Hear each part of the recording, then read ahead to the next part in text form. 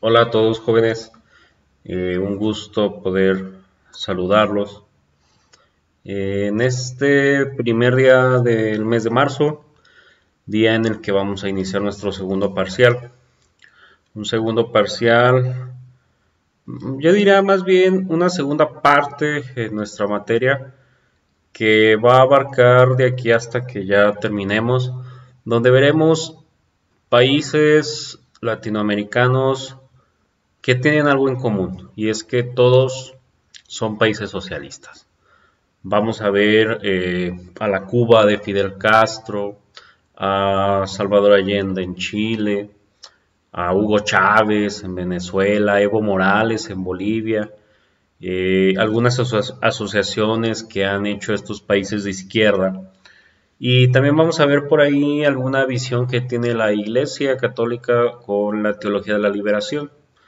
Pero pues para poder entrar a esos temas es importante que sepamos qué es el socialismo. Entonces, antes de iniciar con el tema, rápidamente decirles a manera de retroalimentación muy general, y algunos de ustedes me estuvieron mandando mensajes pidiéndome una retroalimentación más personal. A manera general, la verdad es que quiero felicitarlos por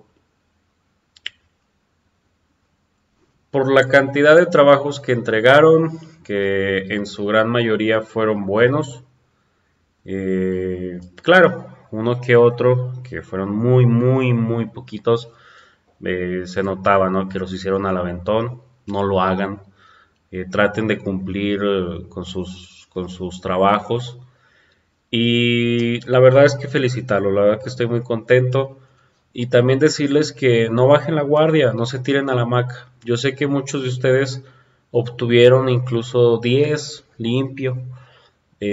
No dejen de mandar sus trabajos. Desgraciadamente estamos en una época que no sabemos cuándo va a terminar y en la que las universidades le están dando prioridad, le están dando más importancia al promedio. Entonces, traten de cumplir con sus trabajos, con todos sus trabajos para que ese 10 se mantenga, porque con un trabajo que falte, pues es muy fácil que su promedio baje. Entonces, creo que es una buena oportunidad la que están teniendo para aprovecharla en cuanto a que su promedio, al menos en esta materia, no baje y pues puedan presentar algunas notas buenas a la universidad. Entonces esa es como mi invitación. Primero felicitarlos por el buen trabajo que han hecho y la segunda es invitarlos a que no dejen de mandar sus trabajos y no los hagan tan al aventón. Porque pues, las personas que lo hicieron pues, sí se vieron mermados en su calificación. Hagan sus trabajos para que sigan manteniendo esa buena nota. ¿Sí? Bueno, socialismo y comunismo. El tema del socialismo es muy amplio, es muy amplio. Vamos a tratar de ver el día de hoy solamente estos dos conceptos de socialismo y comunismo. Nos faltaría ver socialismo democrático y la socialdemocracia, que eso lo iremos viendo conforme avancemos en el semestre. Conforme veamos los países, cuando por ejemplo lleguemos al país de Chile, con Salvador Allende, pues será el buen momento para ver el socialismo democrático. Pero por ahora solamente vamos a ver socialismo y comunismo. Te pido un poco de paciencia porque vamos a ver unos temas, al menos el día de hoy, que son muy densos. Yo creo que va a ser la clase que más duración va a tener, la clase que más información va a tener, pero que pues estoy tratando de resumir lo más que puedo. No voy a resumir en una clase de 30, 40 minutos lo que yo me tuve que aventar en 4 o 5 semestres en la licenciatura. Entonces, sí creo que te pido un poco de paciencia si duró un poco más el video de lo normal. Y bueno, ve haciendo notas, ¿no? Vamos a hacer la actividad del día de hoy, un esquema donde te voy a decir que es importante que anotes. Claro, este, está tu libertad anotar lo que tú quieras, pero sí trata de abarcar la mayor parte de la información, porque todo es importante. Socialismo y comunismo, que es el día de hoy, con el señor Marx, que es el de la foto, se los presento. Creo que es el representante más conocido del socialismo, pero no es el único, hay muchísimos más representantes. Bien, socialismo, no hay una definición como tal del socialismo, no hay una definición como tal del comunismo, Marx nunca lo hizo. Las definiciones o las pocas definiciones que hay concretas sobre estos temas son definiciones que se han ido trabajando a lo largo de los años, ¿sí? Para efectos de iniciar con esta clase, vamos a iniciar con una definición de socialismo que era la definición antes de Marx, ¿sí? Marx no crea el socialismo ya existía cuando a él se le empieza a ocurrir en la cabecita algunas reflexiones, ¿no? El socialismo lo podemos ver como un sistema económico, como un sistema político, yo le agregaría un sistema filosófico que aspira a abolir la empresa privada, aspira a abolir el capitalismo, reemplazándola por una forma de propiedad común de todo lo que exista, ¿no? De las fábricas, de las granjas y de otros. Hay que tener en cuenta que la empresa privada, ¿qué es? Pues es como lo conocemos actualmente, ¿no? Una empresa que es propiedad de una sola familia y que tiene muchos trabajadores, y el socialismo lo que busca es una nueva forma de propiedad, pero ahora donde todos los trabajadores sean los dueños, ¿no? Por ejemplo, imagínate que todos trabajan en Cremería Aguascalientes. Cremería Aguascalientes es de una sola familia, de los González. Imagínate con esta nueva idea del socialismo, pues lo que busca es que todos los trabajadores, los granjeros, los que andan recolectando la leche, los que hacen los quesos, los que la venden, sean los dueños de esta empresa. Es más o menos la idea que se tenía en aquella época. Y con esta idea de socialismo es como nace el socialismo utópico, que es como el primer nivel del socialismo en el mundo. El socialismo utópico surge por allá a inicios del siglo XIX, en la Europa decimónica, ¿no? Decimónico es 19, en la Europa del siglo XIX, el socialismo surge como una reacción a los excesos de la industrialización y del libre mercado. Para esta época la revolución industrial ya estaba sucediendo, ya estaban naciendo nuevas industrias, ya había mucha gente trabajando en la industria, ya se estaba pasando en una transición del campo a la industria y había muchos excesos por consecuencia, ¿no? A lo largo del siglo XIX la revolución industrial llenó a las ciudades, llenó a los pequeños campos de fábricas y de barrios de trabajadores miserables. ¿Por qué miserables? No en el aspecto despectivo, sino que en un aspecto de personas mal pagadas. O sea, de personas que se concentraron en un solo lugar, que trabajaban en una empresa, pero que eran mal pagados, ¿sí? Y agrégale que, bueno, los gobiernos no hacían nada para regular las jornadas laborales, no había un establecimiento de prestaciones ni de nada. O sea, prácticamente las industrias, pues sí, abrieron sus puertas, pero abrieron sus puertas como Dios les dio a entender. No había legislaciones de nada como ahora, donde a lo mejor tú tenías, pues trabajar máximo 8 horas al día, ahora tienes un salario mínimo, tienes un seguro, qué sé yo. En aquella época no, en aquella época pues es trabajo, mijo, y tienes que meterte a trabajar y se manchaban algunos trabajando los 20 o hasta más jornadas más largas de un día. Entonces, esto crea abusos contra la sociedad y un grupo de personas empiezan a pensar pues que se podría realizar un sistema económico diferente, un sistema económico en el cual los trabajadores y el pueblo poseyeran todas las fábricas, las granjas, que existieran comunas, así se les llamaba, las comunas en las cuales todos vivieran felices y contentos. Los socialistas utópicos se les llama utópicos por esta figura de Tomás Moro de un ideal. Y de hecho los socialistas utópicos hay algunos que recomendaban reunir a un grupo de personas, ponerte un ejemplo, 50 hombres y 50 mujeres en una gran hacienda, en una hacienda en la cual ellos tuvieran la oportunidad de crear sus propios productos, de vivir, de subsistir por ellos mismos y que pues vivieran felices y la única preocupación que tuvieran en la vida era reproducirse y hacer sus productos. Obviamente ese tipo de visiones fracasaron porque realmente los socialistas utópicos creían que la única forma de lograr esta idea de un sistema económico donde toda la población mandara era encerrándose y creando aldeas, ¿no? O sea, era la única idea que tenían los socialistas utópicos. Pero esto es, insisto, a inicios del siglo XIX, que es cuando más o menos nace el señor Marx. Ahí tenemos a Marx de joven, estaba igual de feo.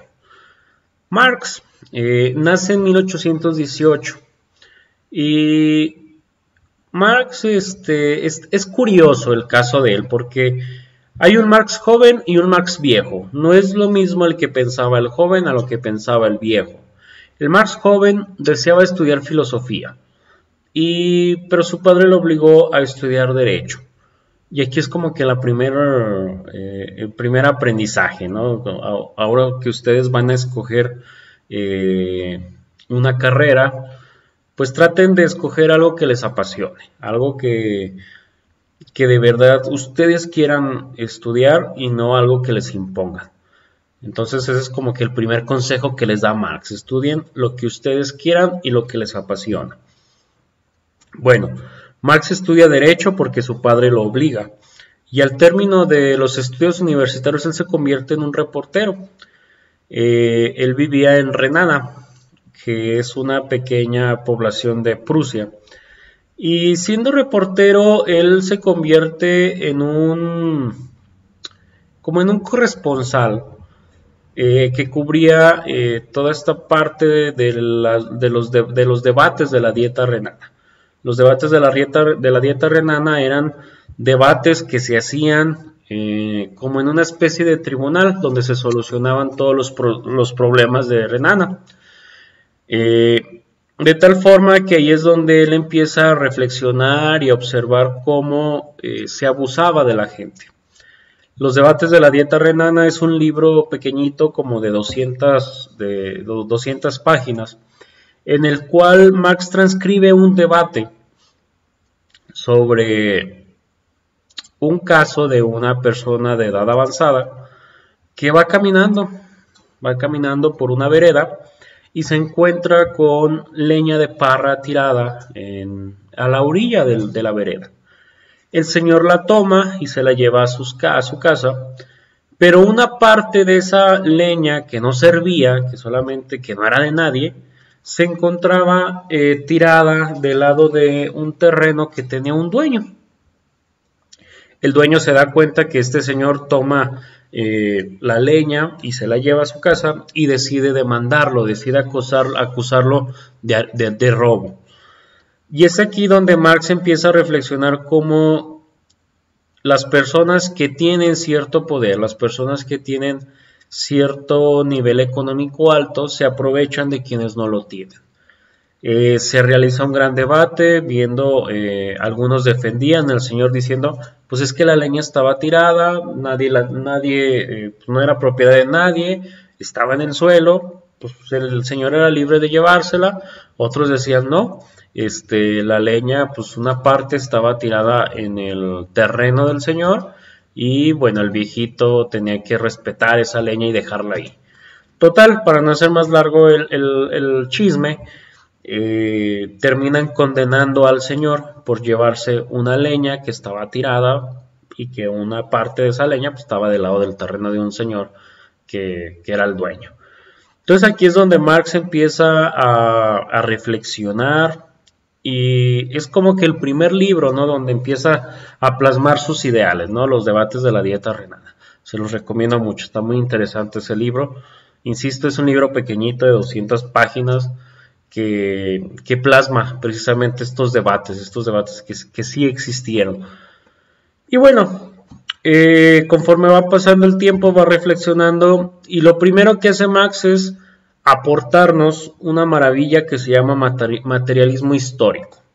El materialismo histórico no es más que una interpretación de la historia del hombre, de la historia de la humanidad, en el cual Marx dice, bueno, las transformaciones sociales vienen marcadas o vienen influenciadas por dos factores esenciales. La número uno, los modos de producción y la lucha de clases.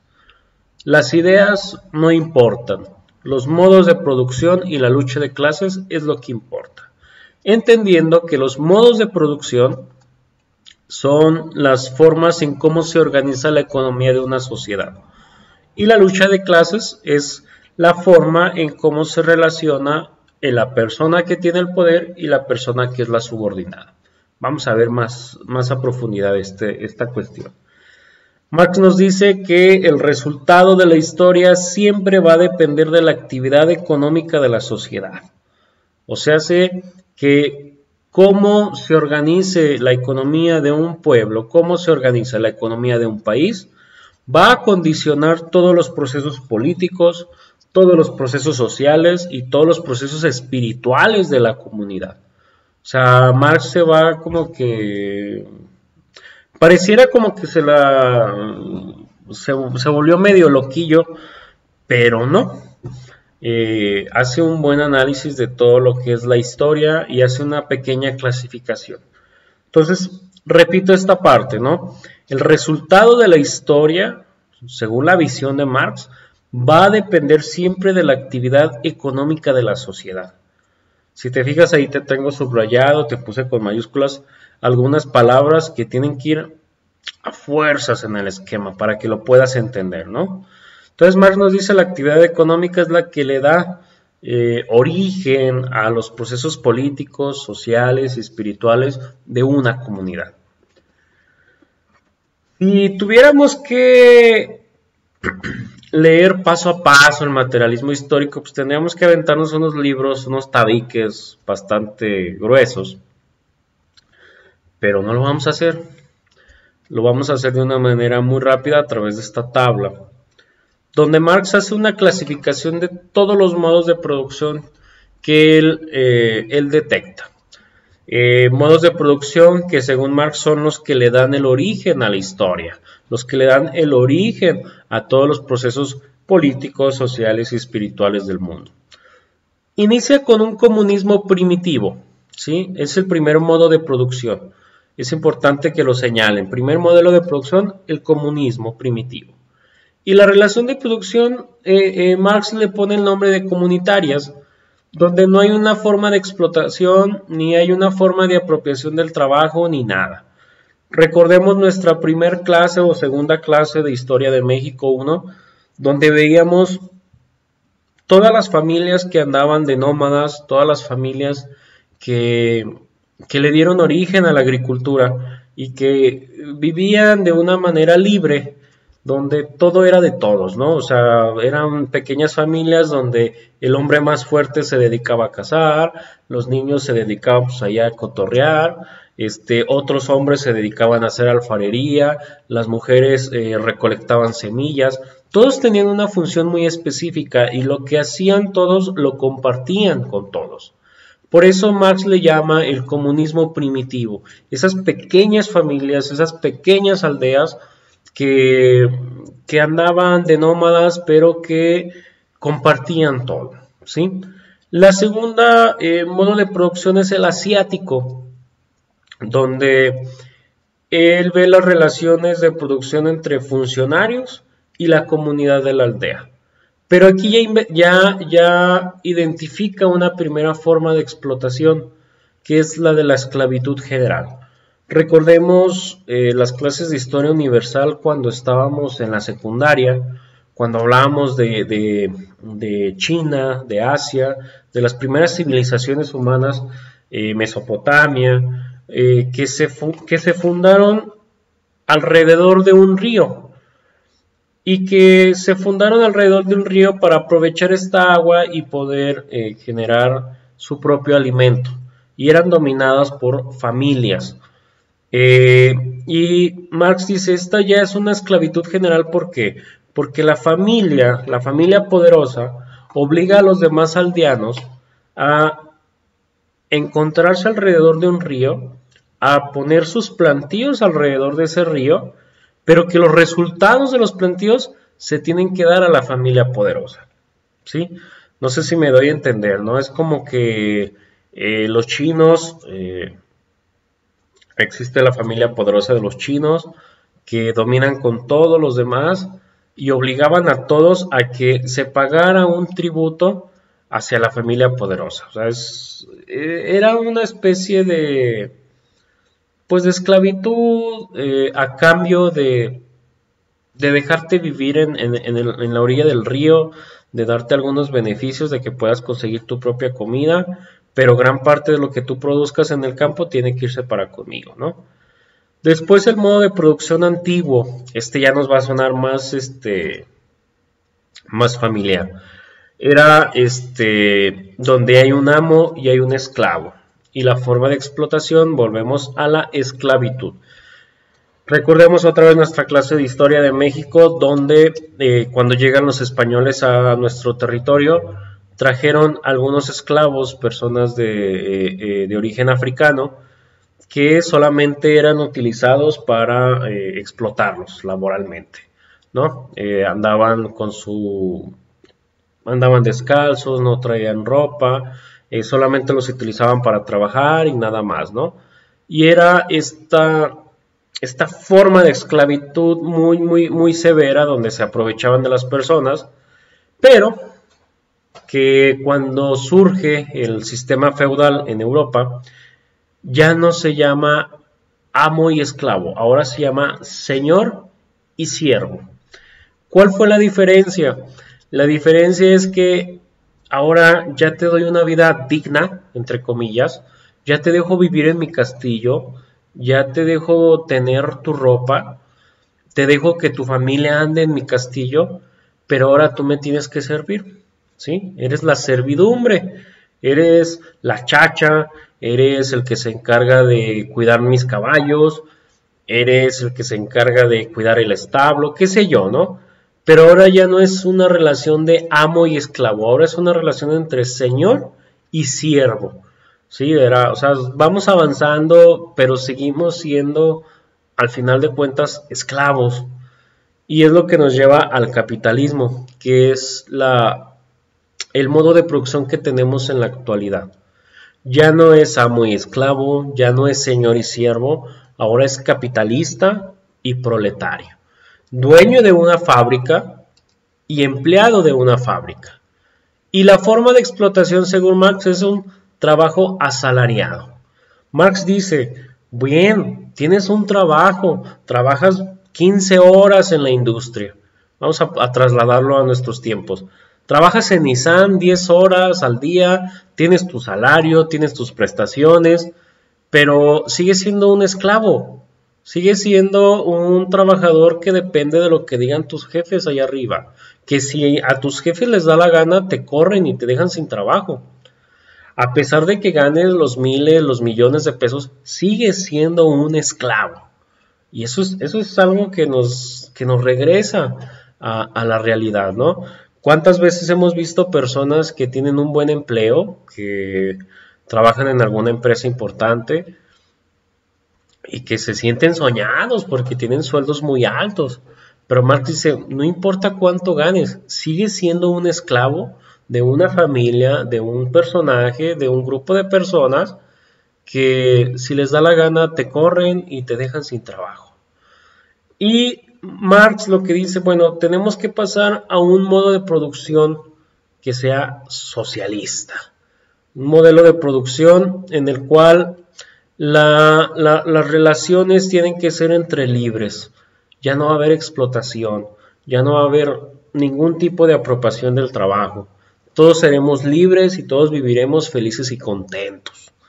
Vamos a ver más adelante cómo se da esta especie de modo de producción socialista. Pero a grandes rasgos, es como la clasificación de los modelos de producción, ¿no? Repito, el comunismo primitivo con las primeras familias, los nómadas, el asiático, donde la familia poderosa de los asiáticos se aprovechaba de los demás aldeanos y los obligaba a pagar tributos por dejarlos vivir ahí en los alrededores del río.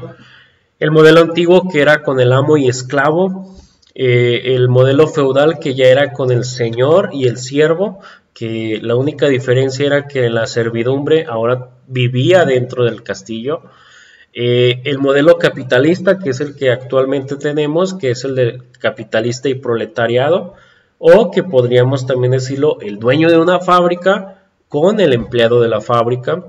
Y el último modo de producción que identifica Marx y que no se ha logrado es el modo de producción socialista. Bien, dicho esto, me regreso al inicio donde les dije, no hay una definición propia del socialismo, no hay una definición propia de comunismo. Marx se avienta unos libros de este vuelo, o sea, son libros muy gruesos, donde él da todas sus ideas. Insisto, yo me tardé 5 semestres en ni siquiera en leerlos todos, o sea, en tratar de entender qué es el socialismo y qué es el comunismo, porque al menos en la licenciatura nosotros tenemos que ver teoría política marxista, tenemos que ver economía social, economía marxista se llama la materia, tenemos que ver partidos políticos, que mucho tiene que ver con la idea socialista, historia política marxista, economía general, que no es lo mismo que economía marxista, en fin, son movimientos sociales, también se retoma a Marx. En fin, insisto, no hay un libro de Marx donde tú encuentres una definición de socialismo. Todos son ideas, todos son reflexiones que te lleva desde la economía hasta la filosofía, la cuestión política, la cuestión religiosa, y es muy denso. Entonces, dicho esto, podemos construir una definición de socialismo que ya es un poco más elaborada que la primera, que se acuerdan que la primera pues, solamente decía que era una contraoposición al capitalismo. Aquí ya podemos ver que el socialismo para algunos es considerado una doctrina sociopolítica y económica basada en la propiedad y en la administración colectiva de los medios de producción. Fíjense en esa parte que les subrayé, en la administración colectiva, con el fin de alcanzar una distribución más equitativa de la riqueza. Para Marx, el socialismo se consideraba como niveles. El nivel 1 era precisamente el socialismo, donde decía Marx que era una etapa de transición para llegar al comunismo, que era el último nivel. De tal forma que el socialismo para Marx era una administración de todos los bienes, una administración en la cual la gente tuviera la oportunidad de crear todas sus riquezas para que cuando llegara al último nivel pudiera vivir feliz y contenta, sin necesidad de trabajar.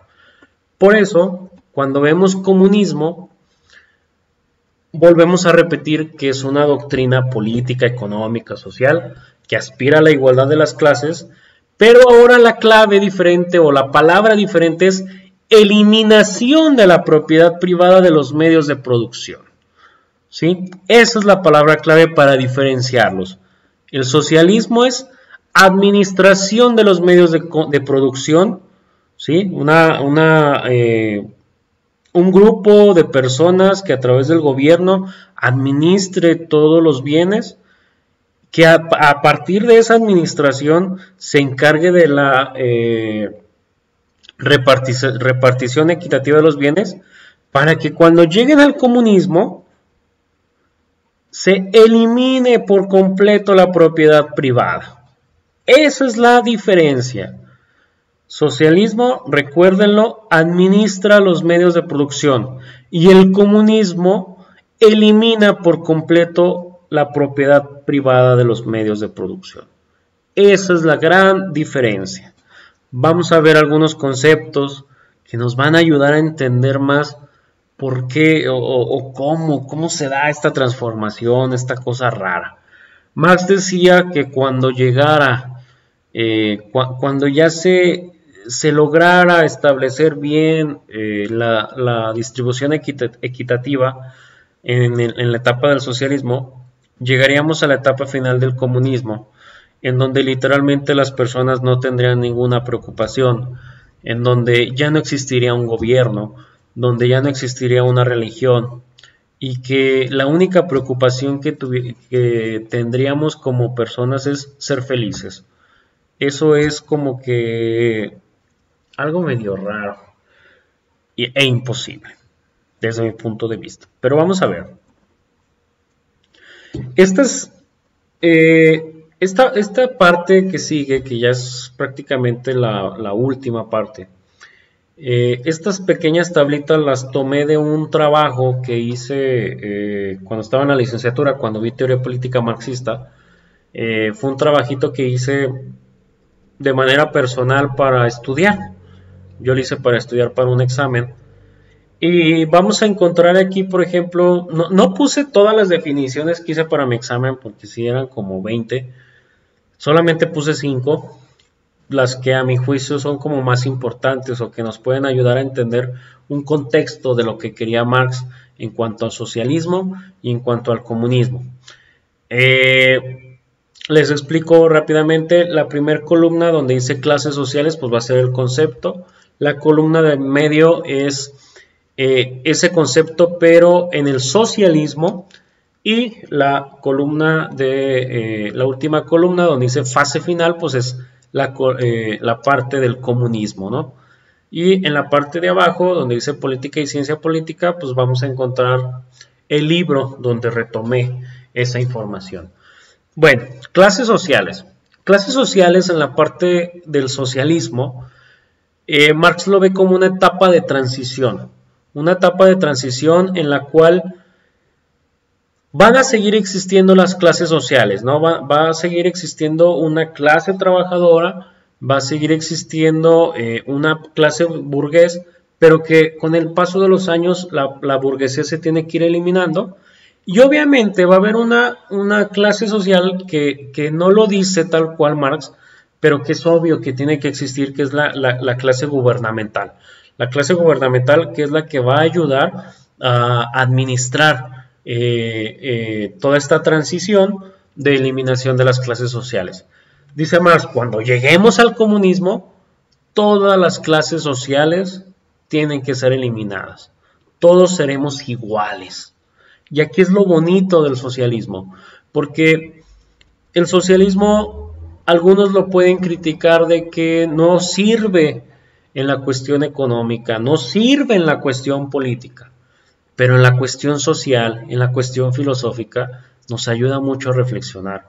Y eso es lo que en esta parte del semestre, esa es mi intención, que ustedes aprendan a reflexionar, que aprendan a darse cuenta de todas las injusticias que como sociedad tenemos.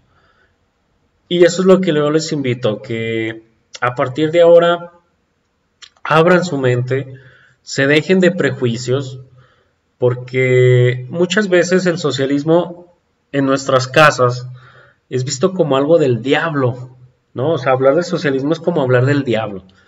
Ustedes cálenle si tienen algunos tíos que ya sean mayores y que sean conservadores, traten de hablar con ellos de socialismo y se van hasta enojar. Yo lo viví en mi casa cuando estaba en la licenciatura. Yo vengo de una familia, ya se los he dicho, de una familia conservadora, de una familia católica, y que cuando entré a la licenciatura, me acuerdo muy bien, yo cocoreaba mucho a mi mamá. Le hacía como muchas bromas, y espero no venga en la noche a jalarme las patrullas. Y dejé un libro de socialismo ahí en la mesa. Era el manifiesto del Partido Comunista de Marx. Cuando lo ve mi mamá, no, pues me metió una regañada, o sea, porque ella pensó que yo ya andaba de revoltoso, que iba a andar pintando edificios, o sea, me regañó y esto pasa realmente por la ignorancia, porque no nos damos la oportunidad de leer, de entender todos estos temas, ¿no? Entonces, insisto, abran su mente, dejen sus prejuicios a un lado, porque nos vamos a dar cuenta que sí, en lo económico y en lo político el socialismo es un fracaso, pero en lo social podemos reflexionar mucho.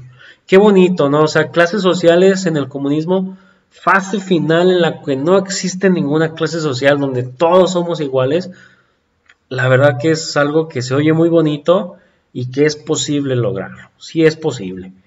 El segundo concepto es el del Estado. Entiéndase Estado como la institución política, como el gobierno, ¿sí? En el socialismo el Estado, Marx dice, será tomado por el proletariado, será tomado por las personas que vienen del nivel bajo, ¿no? Será tomado por los trabajadores. Por eso siempre cuando vemos, lo vamos a ver con todos los países, llegan personas como Fidel Castro, el Che Guevara, Camilo Cienfuegos a Cuba y toman el poder y ellos son los que ya empiezan a administrar todo. Vamos a ver el caso de Venezuela donde llega Hugo Chávez con otros militares y toman el poder. Y es aquí donde en el socialismo el Estado simplemente es tomado para lograr sus objetivos. ¿Cómo lo van a hacer? ¿Quién sabe? Pero eso es como que el primer paso, ¿no? El proletariado tiene que tomar al Estado. Y, dice Marx, cuando lleguemos al comunismo, el Estado, el gobierno, se tiene que extinguir, no debe de existir. Simplemente va a quedar como un grupo de personas que van a administrar todos los servicios básicos que necesite la sociedad. Pero dejará de ser un instrumento de dominación de clase. ¿Qué quiere decir esto? Que ya no existiría el gobierno, ya no existiría la policía, no existiría el ejército, porque ya no serían necesarios, ¿sí? Marx dice, el Estado tiene que ser extinguido totalmente, porque ya no son necesarios. Eso sí es un poco más imposible, pero también volvemos a lo mismo. Qué padre sería vivir sin una policía, sin un ejército, no por las instituciones, sino por el hecho de que ya no se necesita, ¿no? De que vivamos en una comunidad mejor, en una comunidad donde todos nuestros derechos se respeten. Qué padre sería todo eso, ¿no? La religión, Marx también habla de religión. A él se le atribuye, bueno, no se le atribuye.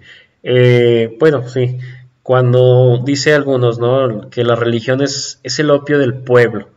No lo dice tal cual, simplemente dice que la religión, se refiere a la religión en dos aspectos, ¿no? La primera como una especie de velo que cubre tus ojos y no te permite ver más allá de lo que alcance a dejarte ese velo. Y la segunda es de que la religión provoca en los seres humanos los mismos efectos alucinógenos al opio. El opio es pues la marihuana, ¿no? Entonces, Marx sí es muy crítico con la religión. Marx ve en el socialismo una necesidad de separación de la iglesia y el Estado, ¿no? Una especie de abolición de todo lo que tenga que ver la unión iglesia y Estado. ¿Y cómo lo tiene que realizar? Bueno, lo tiene que realizar con que el gobierno expropie todas las propiedades que tenga la iglesia y que además a los curas, a las monjas, se mande a las calles a vivir como los apóstoles. Los apóstoles de Jesucristo, según la Biblia, vivían en las calles y vivían de lo que la gente les daba. Eso dicen. Obviamente no nos consta, fue hace más de 2000 años. Pero Marx dice que eso es lo que debe de suceder, que todos los miembros de la iglesia practicantes, como los sacerdotes, como las monjas, tienen que ser expulsados y tienen que vivir de lo que la gente les da, única y exclusivamente de eso. ¿Sí? Entonces en el socialismo eso es lo que busca, eso es lo que se busca, ¿no? Que la religión se separe totalmente de la iglesia y el Estado para llegar a una etapa comunista en donde se elimine totalmente la religión. ¿Sí? O sea, tiene que desaparecer la religión precisamente por esto que les decía, ¿no? Que la religión Marx lo veía como un velo, como algo que no nos dejaba observar la realidad de las cosas. Entonces Marx dice, la religión tiene que ser abolida en su totalidad en la etapa del comunismo. El trabajo. El trabajo es de las cosas más raras con Marx, porque dice, bueno, si bien en el socialismo buscamos que todo sea de todos, que todos sean los dueños de la empresa, sean los dueños de la granja, nos dice Marx, los trabajadores van a seguir trabajando, van a seguir realizando sus labores, pero ahora con una obtención de dinero más justa, con prestaciones más justas, ¿sí? Marx decía que los trabajadores, además de recibir su dinero y demás, debían de recibir un bono, que este bono lo que hacía era como que darle la oportunidad de intercambiarlo por productos. Vamos a ubicarnos también en la época del siglo XIX. No podemos imaginarnos las ciudades como las que conocemos ahora. Eran pequeñas ciudades. Marx tenía la idea de hacer grandes bodegas, más o menos imagínense como un agropecuario, ¿no? Un centro comercial agropecuario grandote, donde encontrarás todos los productos que existieran y que esos productos los administrara el gobierno y que tú como trabajador con ese bono que te daban, aparte de tu remuneración económica, pudieras ir a ese almacén e intercambiarlo por un costal de arroz, por un costal de frijol, qué sé yo, por la carne de una vaca, pero eso no te costaba a ti, eso te lo daba el Estado. Esa era como que la idea que tenía Marx. Insisto, no podemos ubicar esa idea en la actualidad, porque imagínate una bodega enorme para alimentar a toda la Ciudad de México. Ponte a pensar, 16 millones de personas, ¿cómo le harías? Pues sería imposible, ¿no? Incluso en Aguascalientes, que somos 1 millón de habitantes, pues sería casi imposible realizarlo. Pero esa era la idea que tenía Marx, ¿no? Los trabajadores iban a laborar por buenas remuneraciones económicas, pero aparte por un bono que les permitiera consumir alimentos de manera gratuita, por así decirlo. Pero ahora, cuando pasamos al comunismo, Marx dice, bueno, el trabajo va a seguir existiendo. Ese no se puede eliminar, ¿sí? Pero ahora el trabajador ya no va a trabajar por la necesidad de obtener unas monedas, ya no va a trabajar por la necesidad de obtener un bono. Ahora el trabajador va a realizar sus actividades por gusto, así, porque está contento y quiere trabajar, ¿sí? Y lo va a hacer porque ya no va a haber abusos, porque ya no va a haber patrones que abusen de él, ya no va a haber divisiones, ya no va a haber nada que intervenga en su trabajo. Todo va a ser por gusto, por placer. Insisto, esto es como medio raro, porque Marx idealizaba tanto a la sociedad, a una sociedad buena, que pues ¿quién trabaja por gusto? O sea, creo que nadie. Pero el Marx idealizaba esta sociedad tan buena, tan solidaria, que decía, el trabajo lo van a hacer porque quieren, no porque lo necesitan. Una visión interesante. La industria. También aquí es algo muy interesante porque bajo esta lógica de que el socialismo es una etapa de transición al comunismo, Marx nos dice que la industria en el socialismo va a ser muy intensa, va a haber una industrialización muy fuerte,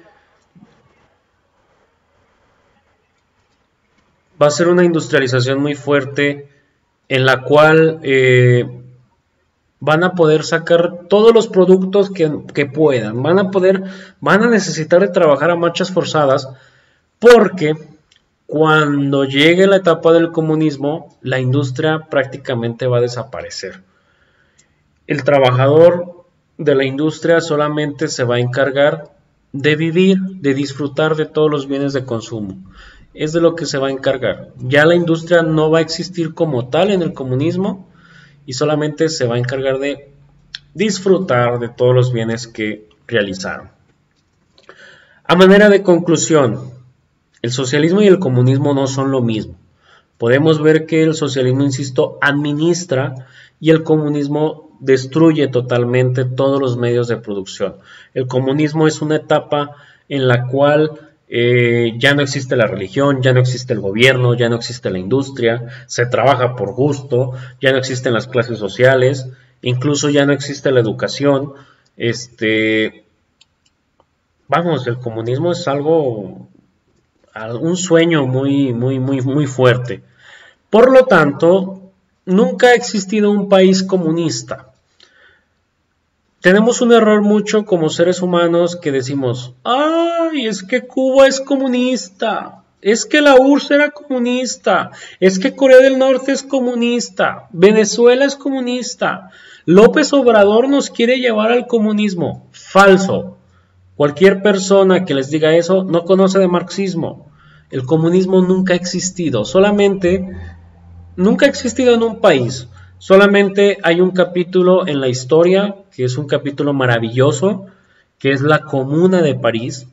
La Comuna de París existió a mediados del siglo XIX, en el cual los ciudadanos se organizaron, abolieron el gobierno y se organizaron para vivir todos de manera solidaria en París. Fue un capítulo que duró alrededor de 30-40 días, pero que es muy padre esa parte de la historia. Es la única ocasión en la que ha existido el comunismo, ¿sí? Pero cuando les digan que China es comunista, que Cuba es comunista, no es cierto. Nunca ha existido un país comunista. Han existido países socialistas, eso sí, y son los que vamos a analizar, pero comunistas, nel. Y la última conclusión que ya se los había dicho, bueno, el socialismo hay que abrirnos lo más que podamos para poder reflexionarlo. Si bien como modelo económico, como modelo político, es un fracaso, hay que reconocerlo, y lo vamos a ver porque han fracasado los países socialistas, pero sí nos sirve mucho para reflexionar la cuestión social. Bueno, espero no haberlos abrumado con tantas cosas. Fue lo más que pude resumir el tema. Les voy a compartir las tablas, las tablitas que hice para que puedan ver los demás conceptos y puedan entender un poquito mejor. Ya quedará de ustedes si observan o no las tablas. La siguiente semana empezaremos ya con los países, con Cuba. Vamos a ver a la revolución cubana. Bueno, mis niños, cuídense mucho. Recuerden que el trabajo era un esquema. Ustedes son libres de hacerlo como quieran. No dejen de mandar sus trabajos, no dejen de que su promedio baje. Cuídense mucho. Nos vemos hasta la otra.